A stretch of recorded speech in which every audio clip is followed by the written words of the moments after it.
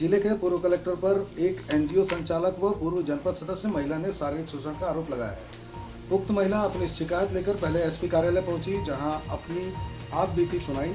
उसके बाद कोतवाली पहुंचकर उसने एफआईआर दर्ज कराया। जांजगीर चांपा के पूर्व कलेक्टर आईएएस अफसर के खिलाफ इस तरह के गंभीर आरोप लगने के बाद पुलिस और प्रशासनिक अमले में हड़कंप मच गया है।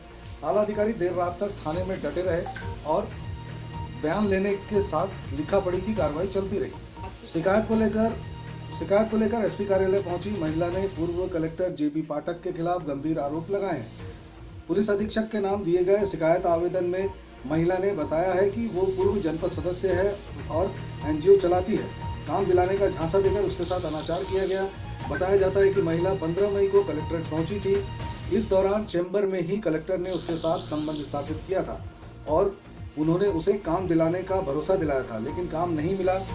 पीड़िता ने पुलिस को कलेक्टर और बीच हुई बातचीत की रिकॉर्डिंग और कुछ तस्वीरें पुलिस को सौंपी हैं। पीड़िता का कहना है कि पति सरकारी नौकरी में है, इसलिए कलेक्टर ने उसे अच्छी पदस्थापना दिलाने का भरोसा दिलाया था, लेकिन यह वादा झूठा साबित हुआ। कलेक्टर का स्थानांतरण होने के बाद उसने एफआईआर कराने की हिम्मत जुटाई है। उसकी आपत्ति सुनने के बाद उसे कोतवाली थाना भेजा गया। वहीं मुख्यमंत्री बघेल ने जांजगीर चांपा जिले में पदस्थ आईएएस अधिकारी जेपी पाठक के विरुद्ध एक महिला द्वारा की गई शिकायत के मामले को काफ़ी गंभीरता से लिया है। उन्होंने मुख्य सचिव आरपी मंडल को तत्काल संबंधित अधिकारी को निलंबित करने और पूरे प्रकरण की जांच उच्च स्तरीय दल से कराने के निर्देश दिए हैं। मुख्य सचिव मंडल ने मुख्यमंत्री बघेल के निर्देश के तत्काल बाद ही आईएएस अफसर पाठक का निलंबन आदेश जारी कर दिया है।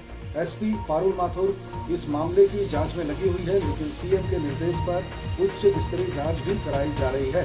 मैं समूह के काम को लेके गई थी कलेक्टर ऑफिस पाठक सर के पास, जनक प्रसाद पाठक के पास। सबसे पहले तो वो काम को करा दूंगा बोले, फिर उसके बाद वो मेरा नंबर लिए और फिर वो अपना नंबर तुरंत मिस कॉल करके दिए मुझे और बोले कि जब काम हो जाएगा तो इसी में सूचना दिया जाएगा आपको करके। फिर उसके बाद 2-4 दिन काम की बात की और फिर उसके बाद वो अश्लील बातें करने लगे, वीडियो भेजने लगे, फ़ोटो भेजने लगे उसकी और अपना खुद का भी। और फिर उसके बाद वो मुझे बुला रहे थे कई दिनों से, मैं मना कर रही थी लॉकडाउन है, नहीं जा पाऊँगी। फिर वो एक दिन बुलाए मुझे, तुझे आना ही होगा, तेरे पति की अगर तू नौकरी चाहती है तो करके, डराते धमकाते भी थे। फिर मैं गई और उनके ऑफिस में मैं बैठी थी, काम के बारे में बात कर रही थी तो वो बोले कि यहीं पे बैठ के बात करेगी क्या, चलो ना उधर कोने में बैठते हैं। तो मुझे लगा कि वो सिर्फ सोफ़ा में बैठने के लिए बुला रहे हैं मुझे और वो मुझे लेके गए, मेरे हाथ को पकड़े थे बाजू को और वो अंदर धकेल के खुद भी चले गए और दरवाज़ा बंद कर दिया अंदर से और वो फिर मेरे साथ बलात्कार किए। कब से संबंध था? मैं एक ही बार उनको पहली बार मिलने गई थी 16 मार्च को और दूसरी बार 15 मई को। फिर अभी आपने शिकायत दर्ज होगी? जी हो रहा है अभी।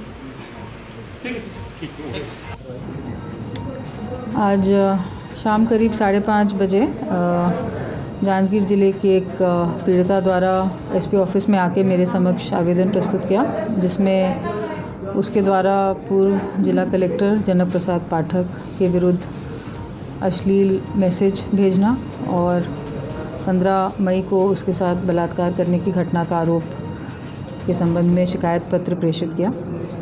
उसके शिकायत पत्र को संज्ञान में लेते हुए उसका डिटेल्ड स्टेटमेंट लिया गया और उसके द्वारा जो मोबाइल के जो messages, call records, WhatsApp chat जो प्रस्तुत किए गए उसको वेरीफाई किया गया और उसके पश्चात कोतवाली थाना में उसका महिला अधिकारी से बयान कराया गया।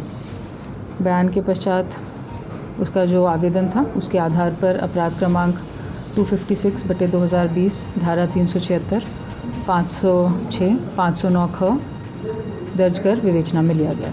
कहाँ पर इस तरह की घटना हुई है और कुछ प्रलोभन देने की बात आ रही है? ये पूरा घटनास्थल इसमें कलेक्ट्रेट कार्यालय जांजगीर बताया जा रहा है और महिला द्वारा ये आरोप है कि उसे धमकाया गया था कि उसका पति जो कि शिक्षक है उसकी नौकरी खतरे में पड़ सकती है अगर उसने वैसा कृत्य नहीं किया जैसा कि आरोपी द्वारा बोला गया है। उसी धमकी की वजह से ये पूरा कृत्य हुआ है।